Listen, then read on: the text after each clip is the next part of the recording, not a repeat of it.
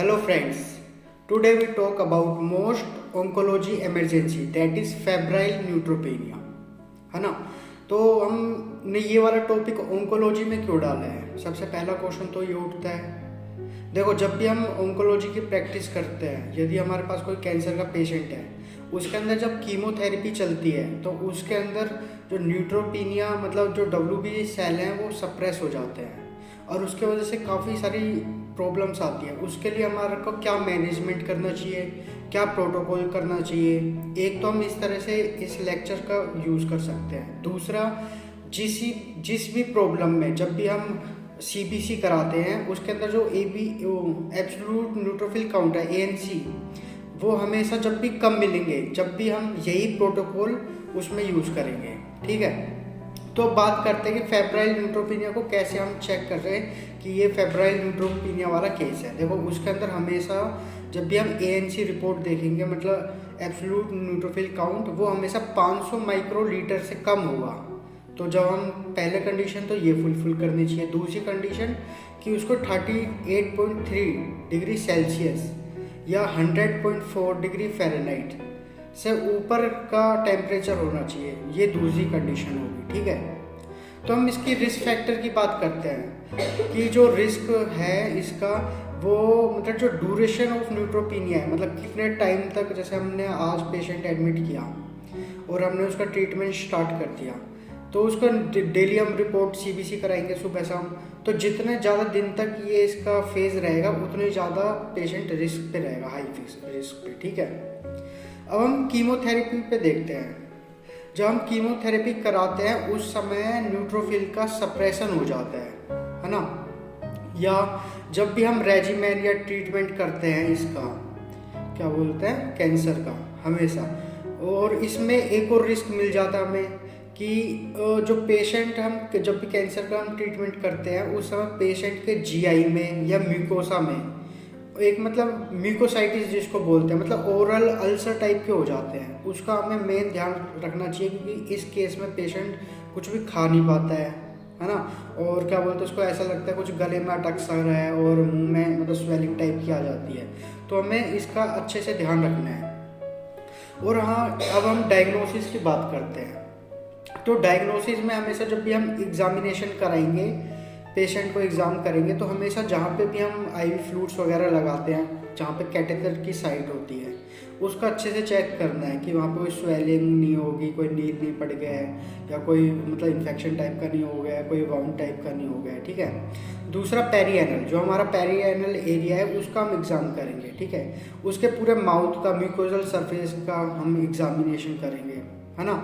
और डेंटिशन के, उसके दांत वात गम्स वगैरह कैसे हैं, ये तो हमारी होगी एग्जामिनेशन की। हाँ, हम कई इन पेशेंट के अंदर डायरेक्ट रेक्टल एग्जामिनेशन जो हम 2 फिंगर से करते हैं, रेक्टल का एग्जामिनेशन बिल्कुल नहीं करना है क्योंकि इसमें एक बैक्टीरियल ग्रोथ होने का चांसेस रहते हैं, क्योंकि उसमें WBC जो वाइट ब्लड सेल्स होते हैं वो बिल्कुल, ये इन्फेक्शन को रोकने के लिए होते हैं, मतलब हमारे प्रोटेक्टिव मेजर होते हैं, वो बिल्कुल कम हो जाते हैं ना।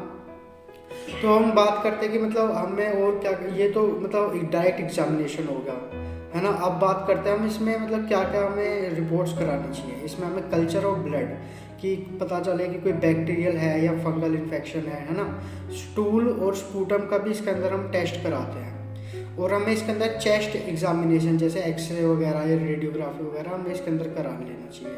और वायरल PCR, जिसको मतलब वायरल PCR का मतलब वायरल पॉलीमरेज चेन रिएक्शन, जैसे ये एक वायरल के लिए टेस्ट होता है, जैसे कोरोना के अंदर हमने RT-PCR कराया था ना, वही टेस्ट होता है, पॉलीमरेज चेन रिएक्शन। अब हम इसमें देखते हैं कि ट्रीटमेंट कैसे करेंगे। इसके अंदर हमेशा हम जो ट्रीटमेंट करते हैं वो ग्राम नेगेटिव बैक्टीरिया को पहले सोच के करते हैं, जैसे सूडोमोनास एर्गोनोसा, है ना। तो ग्राम नेगेटिव बैक्टीरिया को मतलब कौन सी मतलब मेडिसिन होती है, जैसे सिफ्ट्रेक्सोन हो गया। ये सिफ्ट्रेक्सोन किसके अंदर आती है, बीटा लैक्टम एक ग्रुप है, बीटा लैक्टम के अंदर सिफेलोस्पोरिन अलग से ग्रुप आता है, उसके अंदर सिफ्ट्रेक्सोन होती है। अब ये बात करते हैं कि मतलब सिफ्ट्रेक्सोन जो मेडिसिन होती है कब तक चलानी चाहिए, जब तक हमारी ANC report absolute neutrophil count 500 से ऊपर ना हो जाए, जब तक हमें क्या बोलते हैं ये फर्स्ट जनरेशन वो सेकंड जनरेशन बीटा लैक्टम चलानी चाहिए सिफ्ट्रेक्सोन। इसमें हम अमीनोग्लिकोसाइड्स भी चला देते हैं। ठीक है, ये तो होगी इसकी। इसके बाद एक MRSA होता है जिसमें कि जैसे मिथाइलिन रेजिस्टेंस स्टेप्टोकोकस यूरियस, हाँ, इसके अंदर हम मतलब इसमें एक एम्फेरिक कवरेज देते हैं। एम्फेरिक कवरेज का मतलब अपने अनुभव से या खुद से कि एक ऐसा हो सकता है, मतलब खुद से एक परसेप्शन बनाना चाहिए।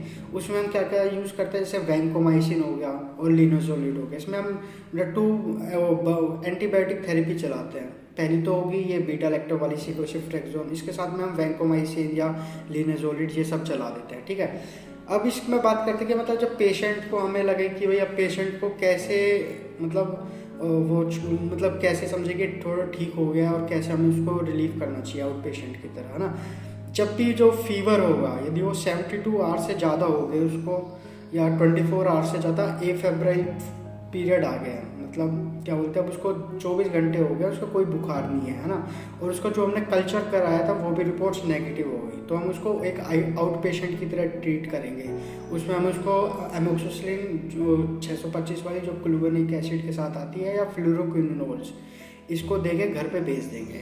हाँ, इसमें एक मेन ध्यान हमें जरूर रखना है कि जब भी हम फीवर क्या बोलते हैं 70 मतलब इसके जैसे एक म्यूकोमाइकोसिस का आपको केस याद हो तो कोरोना के अंदर जो म्यूकोमाइकोसिस हो गया था, जो कहते हैं एक फंगल इन्फेक्शन नोज में हो रहा है, आइज में हो रहा है ना, और क्या बोलते हैं इसमें, क्योंकि जब भी होता है, जब भी हमारी इम्यूनिटी बहुत ज़्यादा सप्रेस हो जाए, चाहे वो कीमोथेरेपी की वजह से हो जाए या क्या बोलते हैं बिल्कुल WBC बिल्कुल डाउन पड़े उसकी वजह से हो जाए ना, तो इसके लिए हमें क्या प्रोटोकॉल देखना है। देखो, फीवर जब भी हमारा 72 आवर्स से ज़्यादा हो गया, मतलब 8 दिन से ज़्यादा फीवर हो जाए या 72 आवर्स से ज़्यादा फीवर हो जाए, और उसमें हमारे जो लंग्स हैं उसके अंदर इन्फिल्ट्रेशन पाया जाए, मतलब कोई पस हो या कुछ एयर टाइप की पाएगी हो, है ना, या मतलब जैसे न्यूमोथेरेक्स वगैरह हो जाता है, इस वजह से कुछ भी पाया हो, और उसके साथ जो सीरोलॉजिकल टेस्ट होता है जैसे बीटा डी ग्लूकोन, ये बीटा डी ग्लूकोन एक एंटी फंगल मतलब टेस्ट होता है, मतलब एंटी फंगल, इसके अंदर थेरेपी तो ट्रीटमेंट करते हैं हम, मतलब बीटा डी ग्लूकोन मतलब जो हमारे बॉडी के अंदर जितना भी फ्लूइड है ना, उसके अंदर जब भी फंगस पाई जाएगी तो बीटा डी ग्लूकोन जो टेस्ट होता है वो पॉजिटिव मिलता है हमें। ठीक है, अब ये तो हमारा पूरा प्रोटोकॉल हो गया। तो अब हमको ये देखना है कि हमें इसका जो भी हमने प्रोटोकॉल कैसे कैसे यूज़ कर सकते हैं, और उसके बाद एक मैं वो GCSF की बात और करता हूँ, जो ग्रेनुलोसाइड कॉलोनी स्टिमुलेटिंग फैक्टर होता है ना, जब हम क्या बोलते हैं फिजियोलॉजी में वो पढ़ते हैं कि ब्लड कैसे बनता है, उस समय आता है एक टॉपिक, ये तो कभी और पढ़ा दूँगा जब आप तो, पर क्या बोलते हैं इसको, इस टॉपिक को हम ज़्यादातर कैंसर के अंदर यूज़ कर सकते हैं, और दूसरा जब भी हमारे पास कोई पेशेंट आता है और हम क्या बोलते हैं उसके रिपोर्ट्स कराते हैं, और उसके अंदर जब एब्सोल्यूट न्यूट्रोफिल काउंट 500 से कम हो या ANC रिपोर्ट है जो वो नॉर्मल से कम हो, हमेशा यही प्रोटोकॉल आपको करना है। मतलब क्या एक बार दोबारा से रिपीट कर देता हूँ मैं, एक तो ब्रॉड स्पेक्ट्रम एंटीबायोटिक जैसे सिफ्ट्रेक्सोन, उसके साथ एक मतलब दूसरी एंटीबायोटिक लगा सकते हैं जैसे MRSA वगैरह इन्फेक्शन के लिए, जिसको वैंकोमाइसिन या लिनिजोलिड कहते हैं। तीसरी चीज़ कि उसको कब घर पे रेफ़र करना चाहिए, जब उसके 24 घंटे हो जाएं कि उसका बुखार नहीं आया और क्या बोलते हैं उसका सीरोलॉजिकल टेस्ट या कल्चर वगैरह नेगेटिव आ जाए। ठीक है, अब आप बात करते हैं कि मतलब जो ये वो होता है न्यूट्रोपीनिया, इसको हम बढ़ा भी सकते हैं, तो इसके लिए हाँ बिल्कुल बढ़ा सकते हैं। इसमें हम GCSF आता है,